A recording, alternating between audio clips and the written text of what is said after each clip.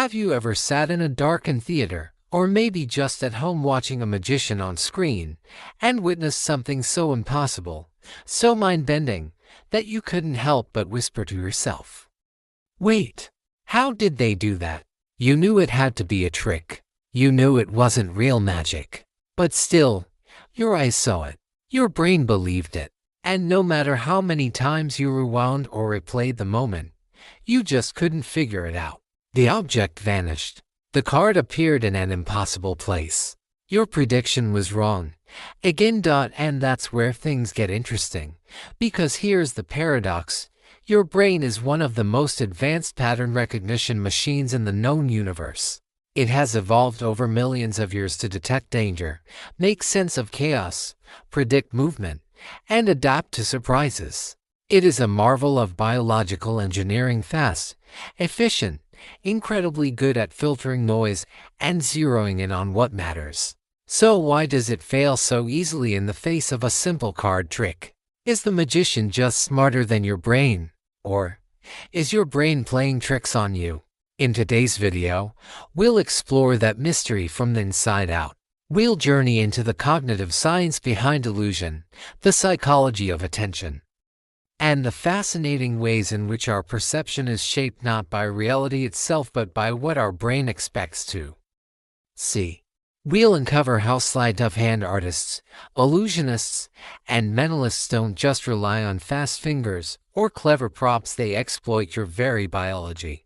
They hijack your focus, distract your working memory, and manipulate the blind spots in your awareness that you didn't even know were there.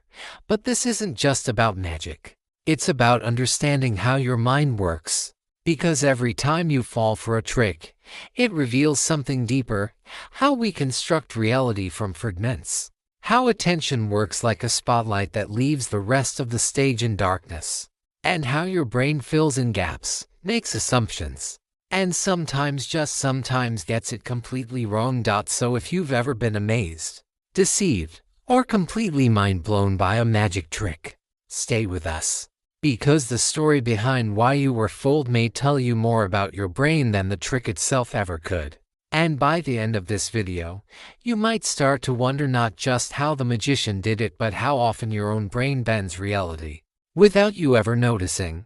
We often carry a quiet belief that our senses are objective tools, imperfect, perhaps, but fundamentally reliable. We may admit they miss certain details, that we have blind spots or get distracted. But we rarely question the deeper assumption that what we perceive corresponds directly to what is out there in the world. This is the illusion of transparency, that even if our senses take a few shortcuts, they never fabricate, never deceive, never invent. But this is in fact a myth. The truth is far more unsettling. Our senses do not passively receive the world, they actively construct it. What we see, hear, and feel is not a mirror image of reality, but a carefully curated simulation generated by the brain from incomplete data. Your visual system, for example, fills in gaps, smooths inconsistencies, and prioritizes patterns it expects to see, not necessarily those that are objectively present. This isn't just efficiency, it's survival. Your brain doesn't aim for truth. It aims for usefulness. It evolved not to paint an accurate picture of the universe, but to help you navigate danger, find food, detect emotion, and make split-second decisions with limited information. And yet, because this constructed world feels so seamless, so real, we place an enormous amount of trust in it. So much so that when something violates our perception, when a magician makes a coin vanish or a card reappear in your pocket, we are more inclined to attribute the event to something external and extraordinary, even supernatural, than to suspect that our own brain has quietly betrayed us. Instead of questioning perception, we invoke magic, because the alternative, that our mind is so easily fooled, is far more threatening. This is the magician's greatest ally. Not sleight of hand, but the brain's own shortcuts. It's not that your mind is weak. It's that it is wired for assumptions, predictions, and speed, not for accuracy. The magic isn't in the trick. It's in the very nature of how you perceive the world, We often assume that what we perceive is a detailed and faithful replica of the world around us. But in reality, we actually perceive only a fragment of what's truly there. Our senses are shockingly limited, especially our vision. The human eye, often compared to a camera, has a resolution of about 1 megapixel in its highest acuity region. That's far less than most smartphones today. And yet, our subjective experience is that of a crisp, high-definition reality stretching out in every direction. This illusion of clarity is the result of the brain's extraordinary ability to compensate. The truth is that we receive only partial information from the environment, blurred, fragmented, and highly constrained by the biological limitations of our sensory organs. Our eyes gather far less raw data than we imagine, and even that data is filtered, reduced, and reorganized before it reaches our awareness. But here's where the brain shines. Through years of experience, it learns how to fill in the blanks. It recognizes familiar patterns, anticipates outcomes, and smooths over the noise. This adaptive system allows us to operate efficiently in a complex world without being overwhelmed by sensory overload. Instead of focusing on raw accuracy, our brain builds a convincing and useful internal model of reality, fast, functional, and good enough for survival. At its core, perception is less about capturing the world and more about interpreting it. Not everything we see is there, and not everything that's there is truly seen. What we experience is a blend of the limited signals our body collects and the predictions our brain layers on top. It's not a mirror, but a masterpiece of mental impressionism. The world we see is not just observed, it is imagined. Despite the astonishing complexity of the human brain, often described as the most intricate structure in the known universe, we are capable of focusing on only a shockingly small slice of reality at any given moment. Our attention is not a wide-open lens capturing the full richness of the world. It's more like a narrow spotlight, illuminating just one detail while leaving the rest in shadow. You might imagine that with 86 billion neurons and trillions of connections, we'd be equipped to process the entire scene in front of us with clarity and depth. But evolution had different priorities. The brain wasn't designed for exhaustive awareness, it was designed for survival. It filters out the noise and hones in on what matters most in the moment: danger, opportunity, movement, faces, voices. Everything else, it's background. It fades. What this means is profound. Right now, as you listen, you're missing nearly everything around you. The ticking clock, the feel of your shirt on your skin, the shape of the room behind you, they all vanish from your conscious awareness unless something suddenly pulls your attention to them. And once they fade, your brain often doesn't even store them. This isn't a flaw, it's a feature. It keeps you sane, but it also means that perception is inherently limited and easily tricked. Magicians know this. They rely on it. They understand, perhaps better than scientists, that the human mind isn't designed to see everything clearly, but to make sense of chaos by creating a coherent story from limited data. And if you control what that data is, you control the story. In fact, when the brain is faced with information it cannot immediately interpret, when the signals are ambiguous, incomplete, or contradictory, it doesn't simply admit confusion. It decides. It fills in the blanks.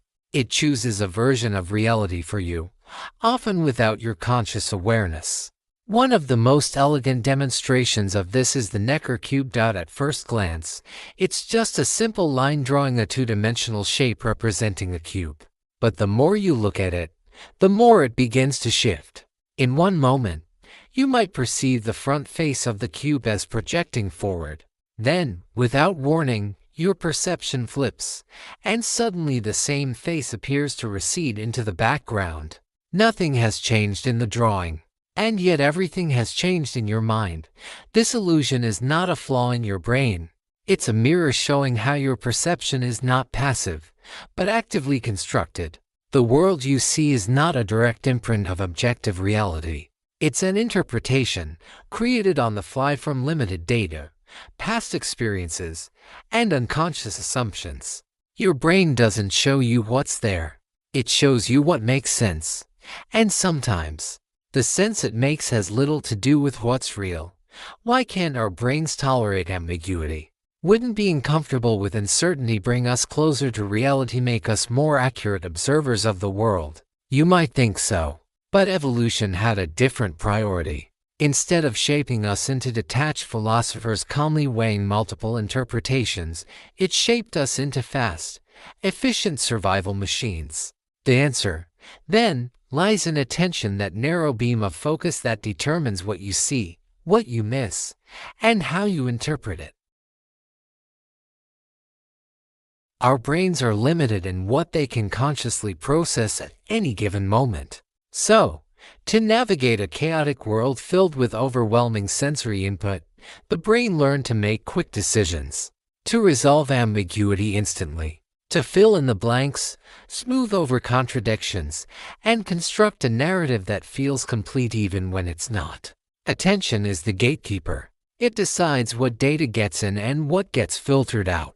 And once that decision is made, perception locks into place, often without revisiting the alternatives. Ambiguity is expensive. It slows us down.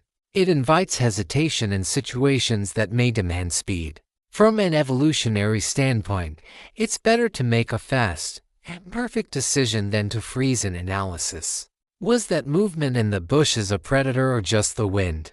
You don't want to spend too long pondering. Your brain would rather get it mostly right and live to correct the mistake later if there's a later. So no, the brain isn't built for philosophical neutrality. It's built for action. It simplifies, filters, interprets. It prefers a coherent lie over a confusing truth. And when magic tricks exploit this tendency, when we miss the coin vanish or the sleight of hand, it's not because our brains are foolish. It's because they're doing exactly what they were designed to do. Make sense of the world as quickly and efficiently as possible. Our brains are not built to process all sensory information equally or thoroughly. They are forced to try to prioritize what matters most in the moment, and let the rest fade into the background. Just like an emergency room decides which patient to treat first based on the urgency of their condition, your brain filters reality based on perceived importance. The louder the mental emergency, the narrower your focus becomes. If there's a sudden crash behind you or the ground begins to tremble, your attention is yanked away from even the most captivating film or deep conversation. The brain doesn't ask for permission, it reacts. This is evolution's handiwork, fast, automatic, protective. In a potential threat scenario, the brain doesn't waste resources analyzing the color of the curtains or the smell in the room. It zeroes in on the source of the possible danger. And while this mechanism keeps us safe, it also makes us vulnerable. Because when our attention is locked onto one stimulus, especially if it's emotionally charged, we can completely miss what's happening right in front of us. Magicians know this well. They manufacture these emergencies for your brain. They clap, gesture, make eye contact, or tell a compelling story. Your attention follows the decoy, while the trick happens in plain sight. So while we might believe we're taking in the whole picture, we rarely are. We're seeing what the brain allows us to see, based on what it thinks matters most right now. And often, that assumption is wrong, not because your brain is broken, but because it's doing what it's always done, protecting you with speed, not accuracy. This automatic redirection of our attention when something from the outside world seizes control of our senses is what psychologists call a bottom-up process. It begins with the stimulus, not the mind. A sudden flash of light, a sharp sound, the unexpected brush of something against your skin. These don't politely ask for your attention. They demand it. They hijack your focus, pulling it away from whatever quiet task you were immersed in, and drag it toward the loudest signal in the room. In other words, your brain doesn't wait for you to decide what's important. It responds first to what appears most urgent. This is why you might find yourself staring at someone's flailing hand gestures while they speak, completely missing what they actually said. It's also why a magician's subtle setup goes unnoticed, because your brain is reacting to the dramatic movements designed to steal your attention. Bottom-up attention is reflexive. It's the evolutionary safety net that once saved us from snakes in the grass and sudden predators in the shadows. But today, this same reflex is what makes us susceptible to manipulation not only by magicians, but by marketers, content creators, even everyday distractions that fracture our focus. Bright colors, flashing lights, loud noises, they all exploit your brain's primitive urgency filter. And while this bottom-up attention keeps us alert to danger, it also blinds us to the quiet details, the ones hidden just outside the spotlight of awareness. Because as long as something louder is shouting for your senses, your brain's resources will follow the noise. That's the double-edged sword of survival. But our attention isn't just held hostage by the world around us. It can also be commanded from within. Depending on what we're doing, we become more or less vulnerable to distraction. If you're bored, your mind is like an open window. Any stray noise or flicker of movement can blow your focus away. In that moment, almost anything feels more compelling. Your brain, hungry for novelty, is scanning the environment for a more rewarding task. But if you're immersed in something meaningful, something that fully captures your interest, then you become nearly impervious to minor disruptions. This form of attentional control is what psychologists call top-down attention. It's guided not by the loudness or suddenness of a stimulus, but by your goals, desires, and mental effort. You choose what to focus on. Your prefrontal cortex takes the reins, directing your spotlight of awareness where it needs to go. This is why a person can read a book on a noisy subway, ignoring the screeching of brakes and the murmur of conversations. Fully absorbed in the world created by ink on a page. Their attention is locked in not because the outside world stopped demanding it, but because the mind learned to ignore those demands. Magicians understand this better than anyone. They know when your mind is relaxed and wandering, and they know how to heighten their tricks when you're most focused. Their illusions rely on the careful interplay between your bottom-up and top-down attention. Stealing your gaze with one hand while the other performs the real trick just outside your conscious focus. Your brain, for all its power, is constantly managing limited resources. It can't process everything. It has to make trade-offs. And that's where the magic slips in, not from a wand or a mystical force, but from the blind spots in our perception and the shortcuts our minds are forced to take. This attentional focus is not a switch, it's a continuum. We don't simply flip between being distracted and being concentrated. Instead, our brains move gradually along a spectrum of engagement, drifting in and out of full attention depending on the task, our energy, and the environment. And reaching a state of deep, sustained focus, what some call flow, takes time. The brain needs to filter out irrelevant stimuli, quiet its internal chatter, and settle into the rhythm of the task at hand. That's precisely why multitasking is so inefficient.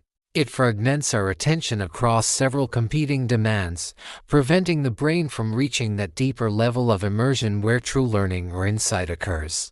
Each time we switch between tasks, checking a message, replying to an email, returning to a video or book, we pay a cognitive toll. Our working memory gets disrupted, our mental momentum is lost, and it takes time to rebuild the focus we just abandoned. This is known as task switching cost, and it's one of the brain's hidden inefficiencies. Magicians rely on this limitation. They understand that your attention, already narrow, becomes even more error-prone when it's split. So they create distractions, moments of false importance, redirections that pull your conscious awareness just far enough away from the trick. And while your mind stutters to refocus, the illusion takes place. Our sense of being in control of our perception is often an illusion in itself. We're confident that we're taking in everything around us, but in truth, our perception is stitched together from fragments, guesses, and inferences. And as we'll continue to see, this vulnerability is not just a quirk of human cognition. It's the very thing that allows magic to exist. Most of the time, our attention isn't being hijacked by something loud or sudden. Instead, we direct it deliberately. This is what psychologists call top-down processing, when we choose to focus based on our goals, expectations, and interests. And like bottom-up attention, which is reactive, top-down attention is proactive. It's how we read a book in a noisy cafe or look for a friend in a crowd. But this voluntary attention still operates under the same harsh truth. Our mental bandwidth is extremely limited. At any given moment, we can only monitor a small number of things, and the more we concentrate on one, the more blind we become to everything else. This creates a sort of cognitive tunnel vision.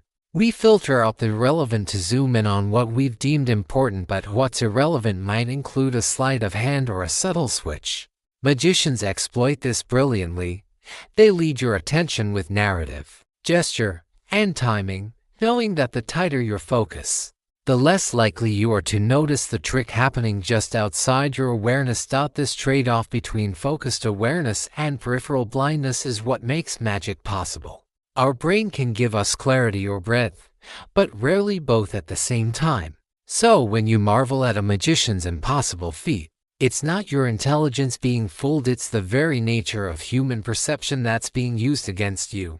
But as we zero in on a particular task or moment, watching a card, listening to a story, or tracking a movement, we tend to overestimate how much of the rest of the world we're still aware of. We assume that while our attention is focused, our senses are still catching the big things happening in the background. But that's an illusion. The truth is, once our attention narrows, the rest of the world fades away, often more than we realize. This miscalculation, the belief that our perception is broader and more vigilant than it really is exactly what magicians rely on. They don't need to hide the coin in total darkness. They only need to draw your attention elsewhere. As long as your focus is anchored, the magician has a window of invisibility, not through literal concealment, but through cognitive blindness. This psychological blind spot isn't a flaw, it's an adaptation.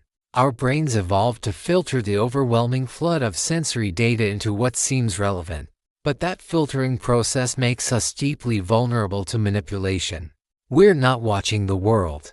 We're watching a version of it, carefully edited and colored by attention, expectation, and the limits of cognitive processing. In other words, what feels like seeing everything is actually seeing what your brain allows and assuming the rest is filled incorrectly.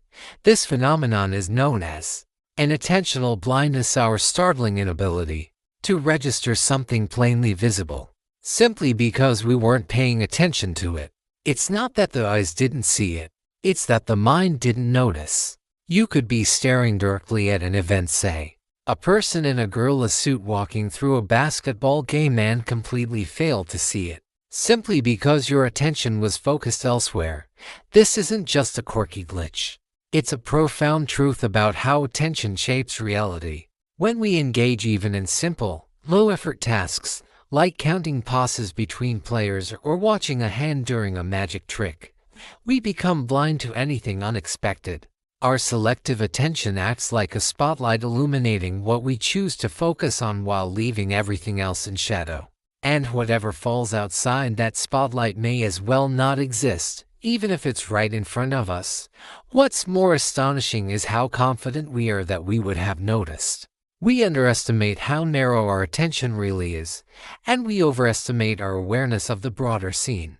This confidence gap between what we think we perceive and what we actually perceive is what allows illusionists, pickpockets, and mentalists to operate so successfully. They don't need to hide the truth. They just need to make you look the other way. And it's not magic. It's your brain doing exactly what it evolved to do: focus on the urgent and filter out the rest. But in a world of illusions and carefully orchestrated distractions, that very adaptation becomes a weakness, one you never even see coming. Inattentional blindness doesn't just explain elaborate illusions on stage, it explains everyday mysteries too. Like how we can misplace our wallets or keys even when they're right in front of us. The issue isn't with our vision, it's with our attention. We see what we expect to see, what we choose to see, and what we're actively focusing on. Everything else fades into the background, not because it isn't visible, but because it never reached conscious awareness. Magicians understand this better than most neuroscientists. They design their performances not around supernatural powers, but around your brain's natural limitations. While one hand performs a flashy gesture to capture your focus, the other hand does something crucial but invisible right in plain sight. It's not sleight of hand so much as sleight of mind. Your attention is so narrowly locked onto one detail, so convinced that it's tracking everything important, that you become blind to the unexpected. This isn't a flaw of the brain, it's a feature. Attention evolved to help us filter out the noise and focus on what matters most in the moment. But in the age of digital overload, rapid-fire information, and ever-multiplying distractions, this selective awareness becomes easier to manipulate. Magicians, illusionists, and even advertisers don't need to trick your eyes, they just need to control your focus dots so the next time you lose something that was right in front of you or fall for a card trick you swear you saw coming, remember, your eyes were open, but your attention had other plans. Vision researchers Stephen Macknick and Susana Martinez-Kond, in collaboration with science writer Sandra Blakesley, brought the science of illusion to light in their compelling book Sleight of Mind. This work dives deep into how magicians use our brain's predictable blind spots to create what we perceive as magic. At the heart of many illusions is one of the brain's most surprising shortcomings: an attentional blindness. This phenomenon where we fail to see something in plain sight because our attention is elsewhere isn't just a party trick. It's a profound reflection of how our brains prioritize information. Macknick and Martinez-Kond didn't just speculate. They conducted actual experiments with magicians, placing them under scientific scrutiny to measure how misdirection affects attention, eye movement, and awareness. What they discovered was that magicians are, in many ways, neuroscientists in disguise, experimenting with the mechanics of attention long before labs were tracking saccades or brain scans lit up cognitive maps. Through their research, they showed how our conscious perception is painfully narrow, and how easily it can be hijacked. A magician might draw your eyes to a flick of a wrist or a flash of red silk while the real action happens elsewhere, and noticed. It's not because we're gullible. It's because our brain is doing what it evolved to do: focus deeply on a single stream of meaningful information at the cost of everything else. And attentional blindness, as Sleight of Mind illustrates, is not a failure of the brain but a necessary adaptation. The alternative, processing every single visual, auditory, and tactile input with equal weight, would be paralyzing. But this adaptation, while helpful in day-to-day life, makes us easy prey for illusionists. They know how to choreograph our gaze, direct our expectations, and play with our assumptions. And when they do, we don't just miss the trick, we feel amazed and able to explain what just happened. This sense of wonder, of having been fooled in broad daylight, is not just entertaining, it's revealing. It reminds us that perception is not a window to reality, it's a carefully edited narrative, stitched together by a brain doing its best with limited resources. So the next time you fall for a magic trick, don't blame yourself. Blame your brilliant, limited, evolutionarily tuned brain and give the magician a round of applause. They just proved how human you really are. Many magicians, perhaps more than most neuroscientists, have come to understand just how precarious and limited our attentional system truly is. They don't merely exploit its weaknesses, they train to surpass them. Through intense observation, repetitive drills, and hours of conscious attention management, they rewire their own perceptual habits. Magicians become attentional athletes, honing their ability to notice what others miss and to control what others see. And it's precisely this level of mastery over attention, both their own and the audience's, that makes their feats feel so extraordinary. To the average person, what they do appears supernatural. A coin vanishes into thin air. A card appears where it couldn't possibly be. A person is sawed in half and then stands up unharmed. These aren't miracles. They are demonstrations of just how skilled a person can become at navigating and manipulating the limits of human perception. What looks like magic is, in fact, a kind of perceptual engineering crafted through years of understanding the weak spots in the mind's ability to attend, perceive, and make sense of the world. Ironically, the more magicians study the brain and the senses, the less they believe in magic as a mystical force. Instead, they come to believe in something far more astonishing: how easy it is to fool even the smartest brains, simply by knowing how they work. We tend to believe our perceptions are reliable, but magicians know they are easily swayed because they've trained themselves to direct attention, obscure motion, and time their actions with surgical precision. In this way, magic isn't just about fooling them, it's about understanding and outmaneuvering the brain. And when someone shows you a reality that contradicts your assumptions, your mind scrambles for explanations.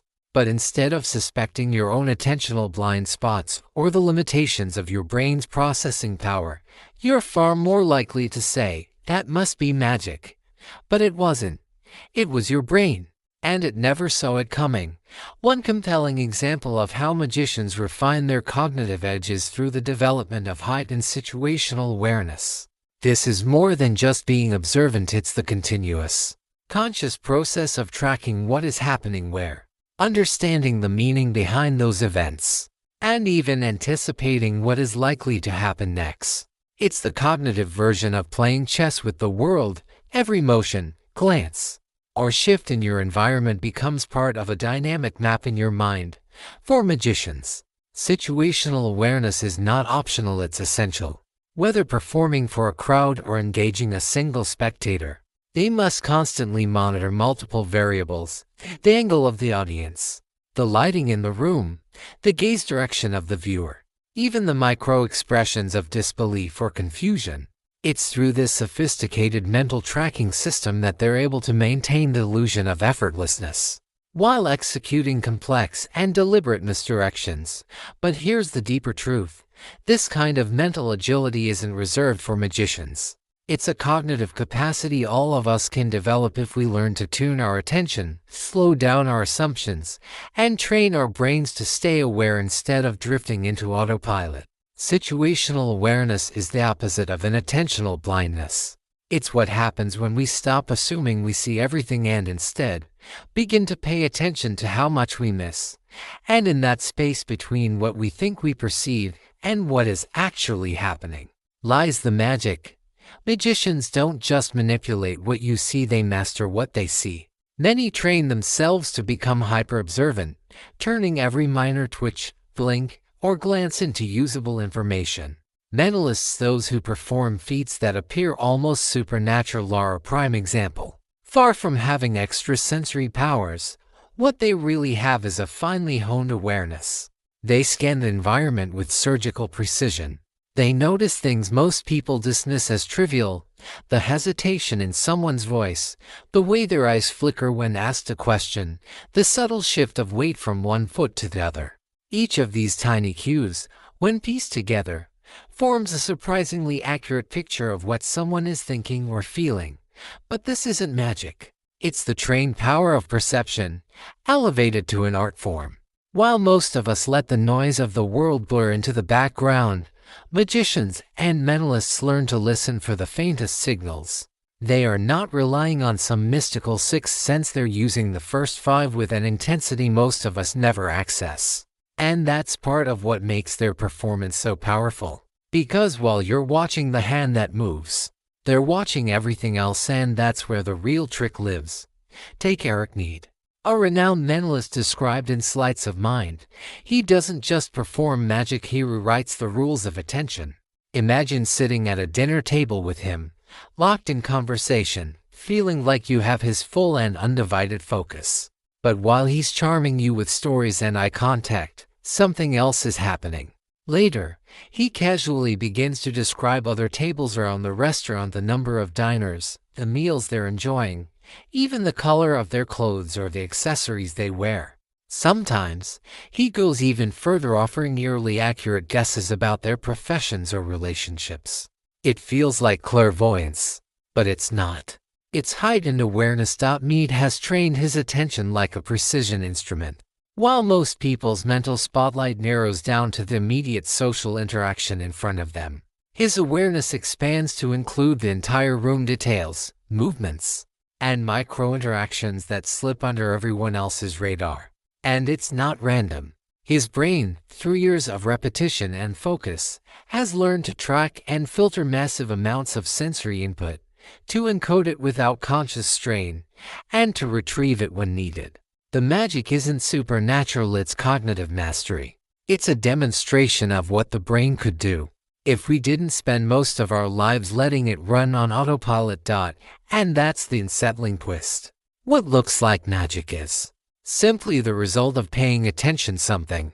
Most of us are too distracted to do. Eric Mead's extraordinary perceptual feats aren't the result of magic, they are the consequence of intense, deliberate training in attention. He has taught himself to be hyper-aware of his surroundings, quietly gathering tiny fragments of information without drawing any notice. As others chat and laugh, distracted by the spotlight of their own attention, Mead's mind operates like a silent radar, tracking posture, gestures, expressions, and even the rhythm of conversations across the room. These micro-observations, trivial to most, become meaningful patterns in his trained mind. He weaves these details seamlessly into his acts. By the time he speaks, he already knows just enough to say something that feels impossibly personal. The audience, unaware of how much information they've already offered without a word, feels seen, known, and even exposed. He might tell someone about a recent heartbreak, a lost object, or the name of a loved one, and they believe he's reading their soul. But in truth, he's reading the room. It's this mastery of attention disguised as mystery that gives Mead the power to convince people he can predict their future or speak with the dead. The illusion isn't that he has supernatural insight. The illusion is that we think we're paying attention when we're not.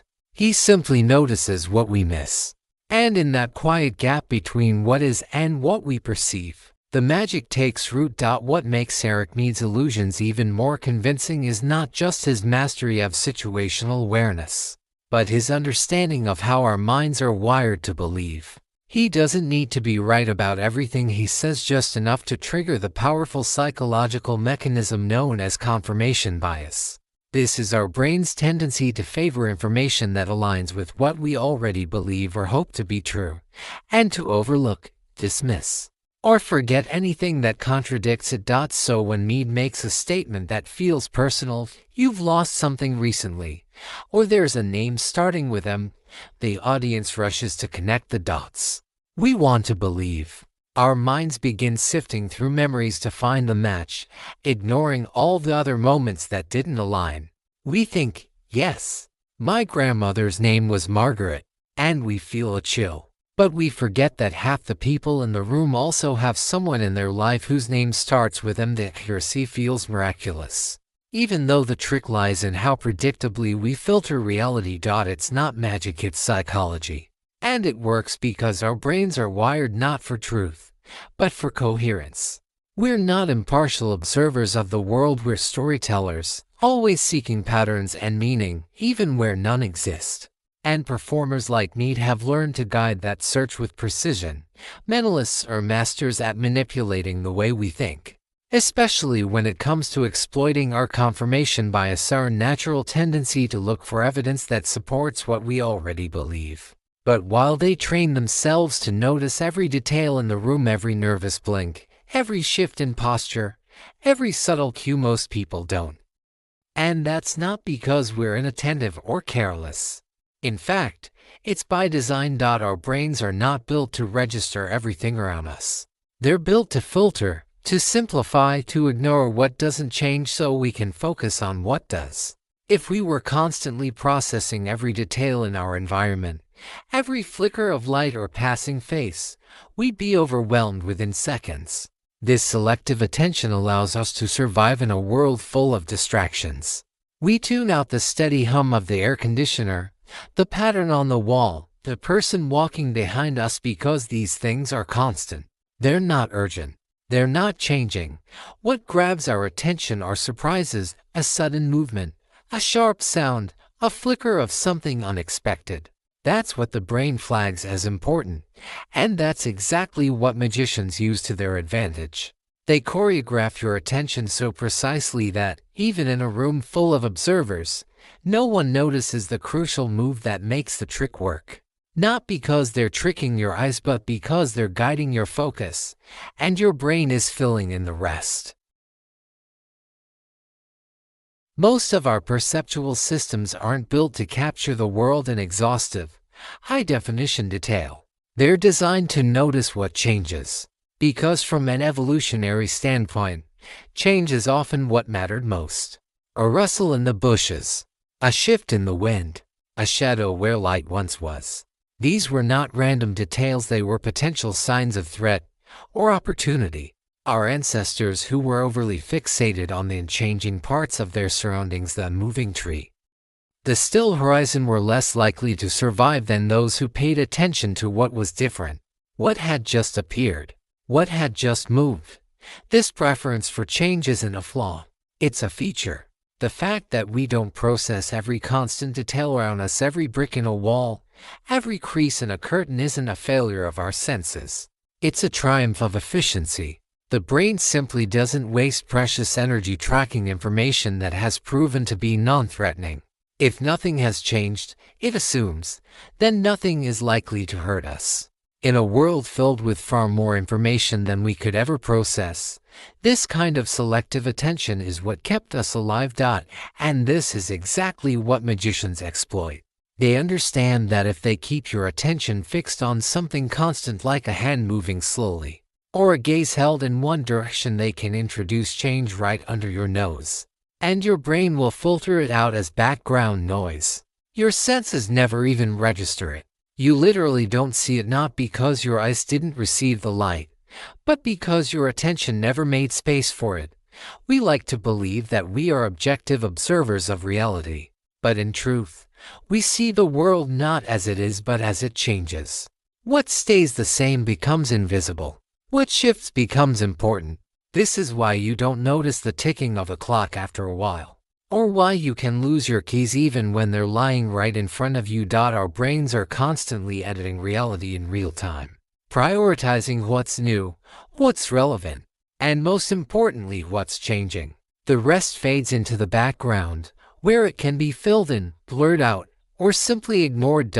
And so, the magician doesn't fight your perception, they partner with it.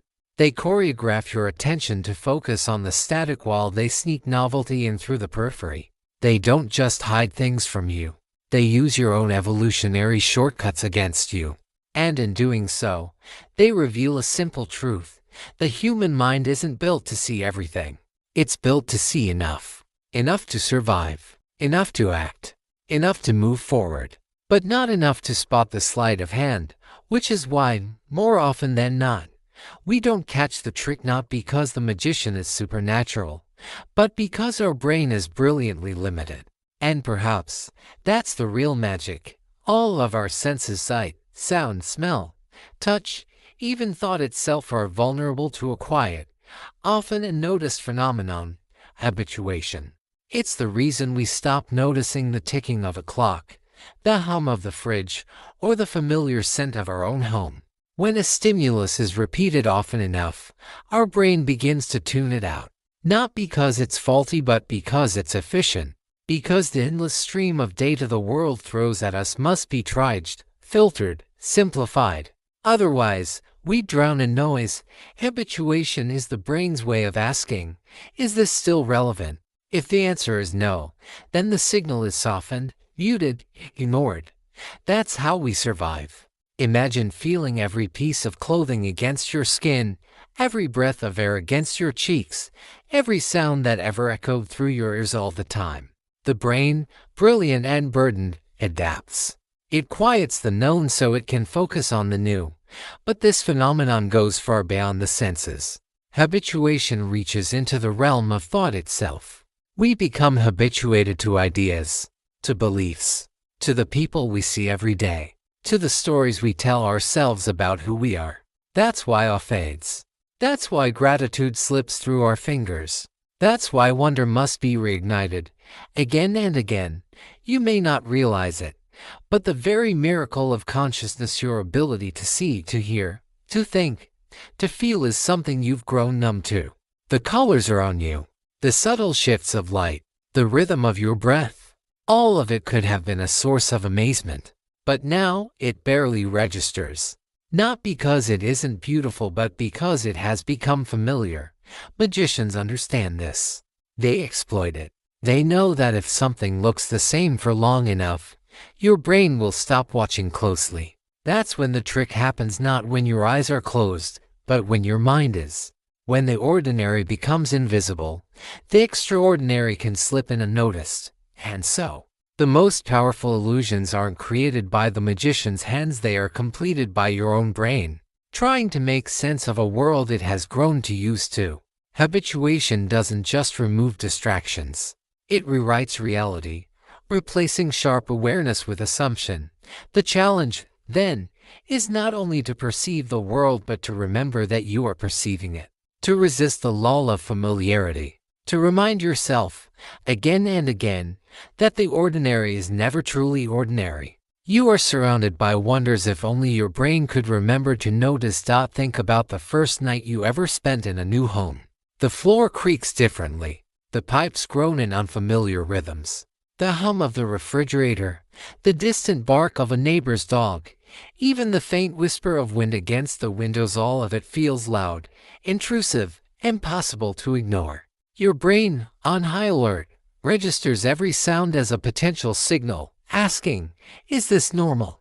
Is this safe? Sleep comes slowly, if at all. But give it a few nights. Maybe a week. What once kept you awake fades into the background. The creaks become just part of the house's character. The hum of the appliances becomes silence itself. Your brain, having decided these signals pose no threat, learns to ignore them. It turns down the volume. It stops wasting energy on what it already knows. This is habituation, a quiet, invisible shift in how we perceive the world. Not because the world changed, but because we did. We stopped noticing. And yet, let the neighbor turn on the radio, just a soft tune, not even louder than your fridge, and suddenly, you're wide awake. Why? Because that sound is unfamiliar. It's new. It's not part of the expected pattern. So your brain perks up. Something's different. Pay attention. This is how your senses keep you alive. They are not designed to report everything all the time. They are designed to be efficient, to ignore the ordinary so they can spot the extraordinary, to sleep through the known, but awaken to the known. Magicians know this well. They build routines on this very principle. While your eyes are busy habituating to their smile, their banter, the casual flick of one hand, the other hand performs the illusion. Not unseen but unnoticed. The human brain is a master of making the world feel stable by ignoring the stable parts of it. And so, if we want to see what's really happening, whether in a magic trick or in our own daily lives, we must learn not just to look, but to notice again. Because sometimes, the most surprising things are not the ones that are hidden, but the ones we've seen 1,000 times and stopped seeing altogether. But this quiet disappearance of sensation doesn't end with sound. It reaches into your sense of touch as well. Think about your clothes. The fabric against your skin, the pressure of your socks, the band of your watch, the gentle hug of your glasses on your nose and ears. You felt them all when you first put them on, but now, you don't. Not because the sensations are gone, but because your brain has decided they're not worth noticing. Your attention has moved on. The same goes for smell. You can walk into someone else's home and instantly sense the unique aroma of their space, the blend of detergent, cooking spices, pets, and daily life. But they don't notice it. And neither do you in your own home. The scent of your body, your sheets, your shampoo, these are all muted to you. Not absent, just ignored. Your nose, like your ears and skin, has learned not to waste energy on what it already knows. This, too, is habituation, your brain's unspoken agreement with the world. If it's always there, it must not be dangerous. So let's not be distracted by it. Magicians, illusionists, even advertisers and designers, they all understand this truth. They know that what we no longer feel, smell, or see is the key to working around our attention. They craft experiences that hide not in darkness, but in plain sight, trusting that our brains, so quick to filter, will do the work for them. And they're right. What you no longer perceive isn't erased. It's simply hidden by your own mind. And every now and then, to truly see the world as it is, you must learn to unsettle your habits, to feel your clothing again, to smell your home as if for the first time, to remember that what's too familiar is sometimes what we need to see most clearly, because in a world full of magic, distraction, and manipulation, the real illusion is not in what's hidden but in what we forget to notice. This quiet adaptation, this habituation also extends to our vision. And perhaps the most striking example of it is something called change blindness, our surprisingly frequent inability to notice even dramatic visual changes, especially when our attention is elsewhere. Imagine watching a movie. In one scene, a character is holding a glass of wine in their right hand. The camera cuts to another angle, and suddenly the glass is gone, or worse, it's full when it was empty before. The actor's shirt collar is buttoned, then unbuttoned. The hairstyle shifts subtly. And yet, unless you're looking for it, you don't notice. You remain absorbed in the story. That's change blindness at work. It's not just a filmmaking trick. It's a window into how little of the world we actually perceive. Our eyes take in vast visual information, but our brains selectively attend only to what seems relevant. If something changes outside of that attentional spotlight, and if it doesn't violate our expectations or sense of continuity, it simply vanishes from our awareness. This phenomenon highlights just how fragile our perception really is. We walk through the world with a deep trust in our vision, in the idea that we see what's there, but much of the time, we're not seeing the world, we're seeing our brain's best guess of what hasn't changed. And that guess is usually good enough. Magicians know this. Editors know this. Illusionists, advertisers, and even pickpockets know this. And once you do too, it becomes a bit harder to trust that your eyes are capturing reality as it is. Because they're not. They're capturing what your brain thinks is important. Everything else gets filled in, blurred out, or ignored. So the next time you're sure of what you saw, pause. Because what you didn't see, what changed quietly while your attention was elsewhere, might be even more interesting. Change blindness tends to be especially pronounced when the alteration is gradual, subtle, or occurs just outside the spotlight of our attention. It's not that we're careless, it's that our brains are efficient. They're constantly filtering, triaging, and prioritizing information based on what seems most relevant in the moment. So unless a change is striking, disruptive, or closely tied to what we're already paying attention to, it's likely to slip past unnoticed. Picture a scene in a film set in a bustling coffee shop. Two actors sit at a table, exchanging dialogue, emotions flickering across their faces. In the background, someone might be clearing a table. The light outside might shift slightly, or the level of coffee in each cup might rise and fall inconsistently from one camera angle to the next. But unless we're watching with the precision of a continuity editor, we probably won't notice. Our attention is anchored to the actors' expressions, to the tension in their voices, to the story unfolding between them. However, if one of the actors suddenly appears with a dramatic cut across their cheek, or if they're now wearing glasses that weren't there a second ago, our attention is likely to snap into focus. Why? Because we've been watching their face. We've invested attention there. The change is salient within our perceptual field, and it violates the continuity we expect in something we're tracking closely. This is the curious paradox of attention. It's both a spotlight and a blindfold. What we illuminate with our focus becomes clear and meaningful, but everything else, everything in the periphery or outside the narrative we've locked onto, fades into the shadows. That's why change blindness doesn't mean we're inattentive or flawed. It means we are deeply selective. It's a survival mechanism that prioritizes coherence over accuracy. And for magicians, filmmakers, and illusionists. This selectivity is not a weakness to be corrected, it's a tool to be masterfully exploited. When it comes to faces, our brains operate differently than they do for almost anything else. We don't just see a collection of eyes, a nose, and a mouth, we perceive the face as a unified whole. This is known as holistic processing. Instead of analyzing each individual feature in isolation, our minds focus on the relationships between them, how far apart the eyes are, the angle of the eyebrows, the proportional size of the mouth, the placement of the nose in relation to everything else. These subtle spatial arrangements form a blueprint that we subconsciously recognize in milliseconds.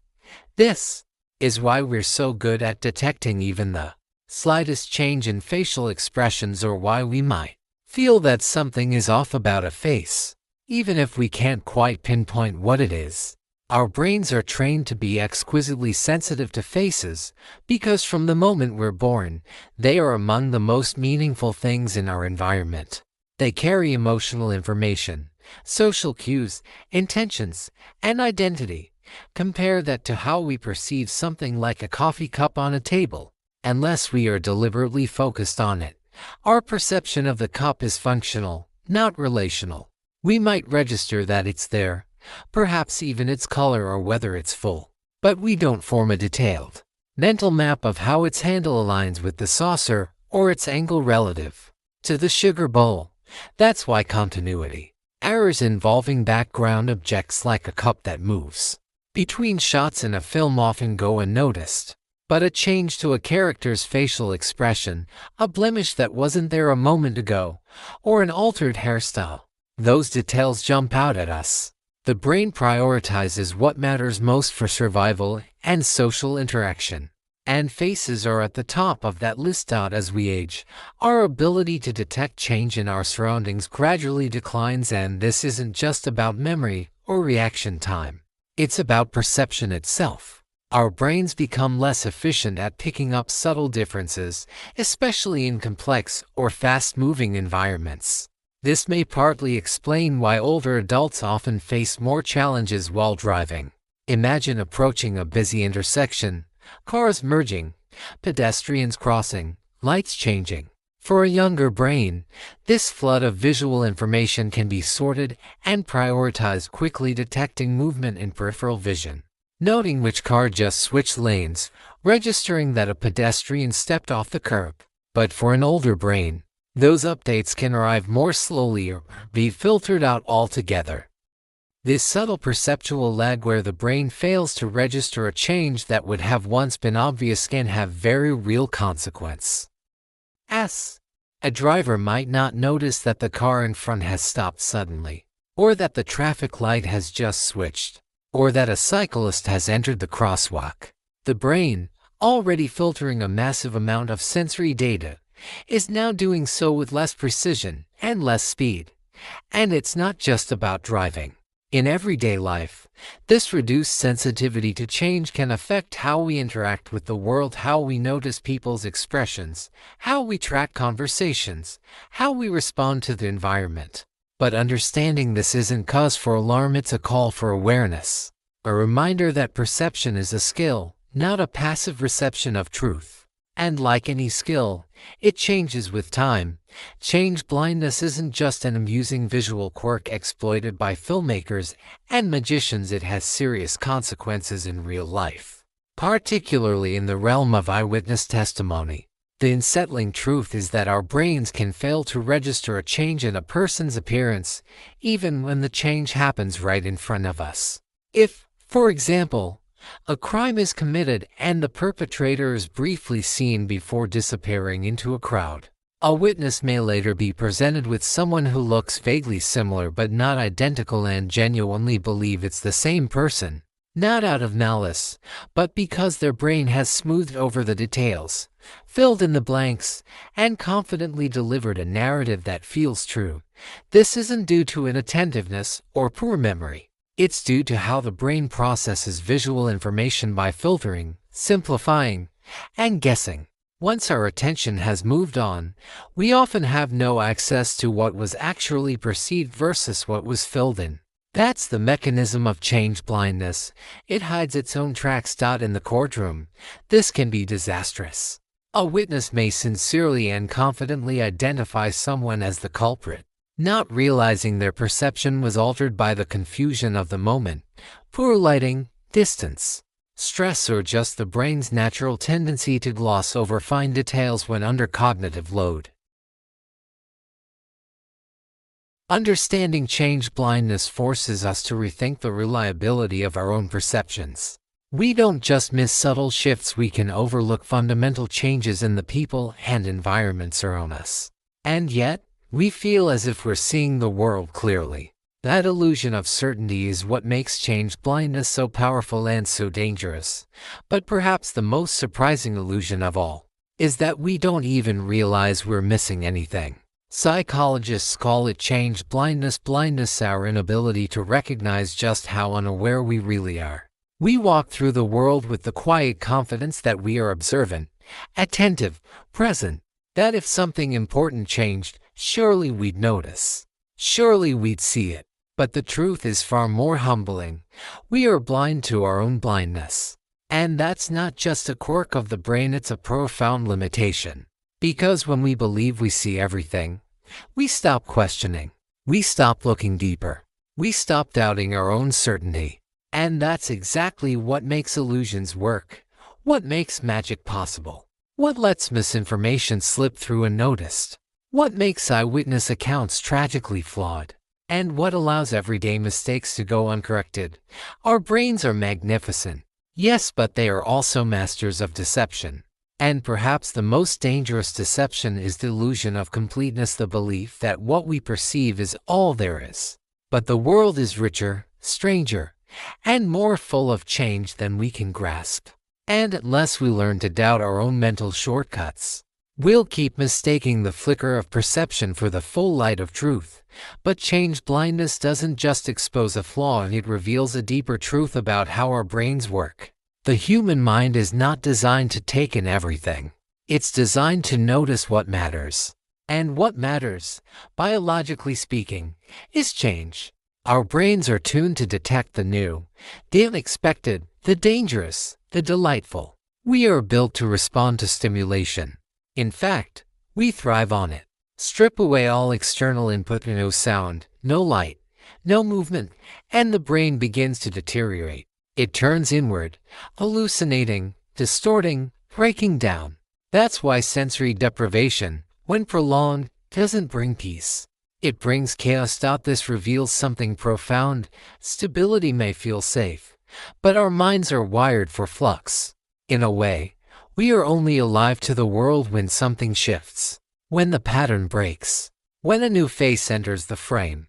And even though we often miss those moments, even though we're blind to some of the most obvious changes, we're still astonishingly good at noticing the ones that matter. The loud crash, the sudden movement, the unexpected flash of light or color. This is our survival system at work. Not perfect, but efficient. Not complete, but astonishing. So while change blindness reminds us how much we overlook, it also reminds us that we are above all creatures of attention. Not cameras, not recorders, but living filters, built to notice life one spark at a time. If you deprive yourself of one sense, say, by wearing a blindfold or sitting in complete silence, something fascinating happens. The brain doesn't simply shut down that channel and go dark. It adapts. It listens harder. It feels deeper. It compensates. In fact, studies show that even short-term sensory deprivation can heighten the sensitivity of other senses. The world may grow quieter, but the mind grows louder, and while prolonged deprivation can be disorienting or even damaging, short bursts of it can have a calming, almost meditative effect. That's why float tanks and sensory deprivation spas have gained popularity. In a world that never stops buzzing, people are now paying to escape sensation, to unplug, to experience the world not as a bombardment, but as an internal recalibration. When the outside goes silent, the inside speaks more clearly. This phenomenon reveals something essential about the nature of our attention. It is both limited and adaptive. When one door closes, others open wider. The brain is not static. It is sculpted by what it receives and by what it lacks. So whether you are standing in the noise of a crowded street or lying in a darkened float tank, your perception is never neutral. It is shaped, filtered, redirected. And the truth is, we are not passive observers of the world. We are builders of experience. What you perceive is not the world as it is, but the world as your brain, moment by moment, allows it to be. Deprive yourself of stimulation for too long, and the mind begins to unravel in eerie and unexpected ways. What begins as silence becomes a roar. What starts as stillness turns into chaos. The brain, forever hungry for input, will not sit quietly in the dark. It creates its own reality. In the absence of sensation, it will invent hallucinations, voices, flickers of light in the void. Not because you're broken, but because you're human. This is the paradox of perception. While our senses are limited, our imagination is boundless. And when one falters, the other rushes in to fill the void. Sensory deprivation, when prolonged, doesn't lead to peace, it leads to fragmentation. People who have endured long stretches of silence, darkness, or isolation often report vivid hallucinations, deep anxiety, and episodes of profound disorientation. The brain, like a locked room with no windows, begins painting on the walls. That's why in the hands of governments and regimes, sensory deprivation has been used not as therapy, but as a weapon, an interrogation tool that leaves no marks but breaks the mind. It skirts the edges of morality, hovering between control and cruelty. Because there's a fine line between solitude and suffering, between silence and torment. And yet, paradoxically, this same mechanism is what makes the brain so powerful, so adaptable. It fills in gaps. It creates meaning out of noise. It can fabricate reality in a pitch-black room. But that same brilliance can also be exploited. Magicians exploit it. Illusions exploit it. And sometimes, even we exploit it ourselves, telling ourselves stories to make sense of the chaos. Ultimately, we must ask if our brains can invent a world when one is missing. How much of the world we think we see was invented all along? Perception isn't passive, it's creative. And sometimes, disturbingly deceptive. These hallucinations aren't limited to vision or hearing, they extend to the sense of touch in ways that are both deeply mysterious and emotionally painful. One of the most well-known examples of this phenomenon is phantom limb syndrome. This occurs when someone who has had a limb amputated continues to feel sensations, often painful or itchy, in the limb that is no longer physically there. The experience is so vivid that patients may try to scratch or move a hand that no longer exists. The sensation isn't imagined. It's very real to the person experiencing it, because the representation of that limb still exists in the brain.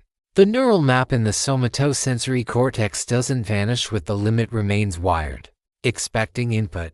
And when none comes, it begins to fire spontaneously or respond to neighboring areas, creating the illusion that the missing limb is still part of the body. This illusion can become a torment, pain that has no physical source, discomfort that cannot be relieved. The brain insists that the body is whole, even when it isn't, and that insistence becomes suffering. But even here, the brain's plasticity, the very thing that causes the illusion, also offers hope. Treatments like mirror therapy, where a mirror reflects the intact limb to trick the brain into seeing and moving the missing one, have helped many people alleviate phantom pain. It's a poetic solution, using one illusion to counter another. Ultimately, this shows us just how embodied our minds are, how deeply connected perception, memory, and physical presence truly are. We are not passive observers of the world, but active constructors of it. Our reality isn't simply what is out there, it's what our brains build, based on the information they receive and the stories they know how to tell. And sometimes, those stories are so powerful, they make us feel pain in a limb that doesn't exist. Our experience of the world is a story of one crafted not by what is, but by what our brain believes is important to notice, interpret, and remember. Illusions remind us that what we see, hear, feel, and even believe is filtered through layers of perception, attention, bias, and memory. We do not simply open a window to reality. We peer through a stained glass, painted by evolution, sculpted by personal experience, and tinted by the limitations of our biology. Our senses don't work in isolation. What we taste may be affected by what we see. What we hear may alter what we think we see. And what we perceive is deeply shaped by what we expect. Multisensory integration is the rule, not the exception. Sight, sound, touch, smell, they all speak to each other in the language of patterns and probabilities, not absolutes. A flash of light can change what you hear. A scent can bring back a forgotten childhood. These are not magical tricks. They are simply how your brain weaves its best guess about what's out there. But even this guess is built from fragments. We only perceive a tiny fraction of the electromagnetic spectrum. We hear a sliver of possible sound frequencies. Our skin senses pressure, vibration, and heat, but misses electromagnetic fields or ultrasonic signals, things other species detect easily. In other words, what we call reality is but a thin slice of the actual world. And within that slice, the brain cuts corners. It fills gaps. It leans on memory, habits, and expectations. It assumes continuity where there may be change, and sees coherence where there may be chaos. Illusions aren't mistakes. They're proof that your brain is doing exactly what it was designed to do: make sense of a noisy, ambiguous world in the fastest, most useful way possible. So when you see something that isn't there, when you miss something that is, when your mind plays tricks on you, it's not because you're broken. It's because your brain is brilliant. Brilliant, but bounded. Curious, but constrained. It's not showing you the world as it is. It's showing you the world as you need it to be in order to survive, adapt, and make meaning. And maybe that is the most magical thing of all. Our brains are not passive receivers of reality. They are active sculptors of it. Rather than recording the world like a camera, the brain works more like an impressionist painter, capturing only essential shapes, broad strokes, and emotionally charged colors, then letting the rest fade into suggestion and inference. This is not a flaw, it's an evolutionary masterpiece. Faced with overwhelming sensory data, limited attention, and the need to act quickly, our ancestors' brains evolved to become selective filters. They extracted what mattered for survival: the movement of a predator in the tall grass, the emotional tone in a voice, the shape of a fruit on a distant branch, and ignored the irrelevant noise. And when information was incomplete, the brain learned to guess, to fill in, to imagine. It's these very shortcuts, the filling in, the pattern matching, the binding of features, that make magic tricks possible, and illusions, and misunderstandings. But without those same tricks, we wouldn't be able to function in a complex, fast-moving world. We don't see everything. We don't hear everything. We don't feel everything. But we see enough. We hear enough. We sense enough. Enough to love, to fear, to adapt, to build cities and tell stories and solve mysteries. So yes, your brain lies to you. Every second, every blink, every breath. But it lies with purpose. It lies to help you live. And maybe that's not a glitch in the system. Maybe, just maybe, it's the most human feature of all. Our senses may feel like windows to an objective world, but the truth is far more complex and far more fascinating. Every illusion, every mistaken perception, and every unnoticed detail is a clue, not to the world itself, but to the inner workings of the brain that interprets it. We are not passive observers of reality. We are constructors of it. And the blueprints we use, they're shaped by our past, by the languages we speak, the environments we've lived in, the experiences we've accumulated, and the patterns our attention has been trained to see. A sound that one culture hears as music, another may not even notice. A visual trick that fools a Westerner raised on certain geometries might fail completely in a culture where buildings and angles are perceived differently. Illusions aren't universal, they're personal. They're shaped by everything we've learned, believed, and expected. This means that what you see, what you hear, even what you feel, is not reality as it is, it's reality as it is for you. And so, the world we experience is not simply a mirror reflecting the world outside, but a canvas painted with the brushstrokes of memory, culture, emotion, and attention. We may never know the world as it really is, but through the exquisite artistry of our brains, we know it in a way that matters. Not with perfect truth, but with meaningful illusion. And so, as we peel back the layers of perception, we're left with a humbling realization. What we see is not the world itself, it's the version our brain constructs for us. A carefully edited, highly curated simulation. What we notice isn't everything. It's only what our attention, biases, and evolved shortcuts allow through. And what we think we know is deeply shaped by what we expect to find. Magic tricks, optical illusions, and inattentional blindness don't expose our flaws. They reveal our design. We aren't broken, we're beautifully, purposefully optimized. Not for objective truth, but for survival. Our brains are prediction machines, tuned by evolution to prioritize relevance, efficiency, and pattern. That means sometimes we miss the obvious, and sometimes we fill in what isn't really there.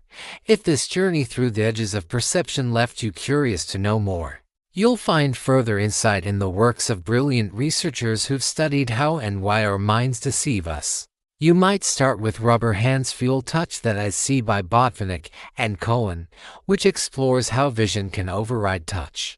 Then continue with The Role of Social Meaning in Inattentional Blindness by Rattan and Eberhardt, and Gorillas in Our Midst by Simons and Chabris, which demonstrate how easily we can overlook the unexpected.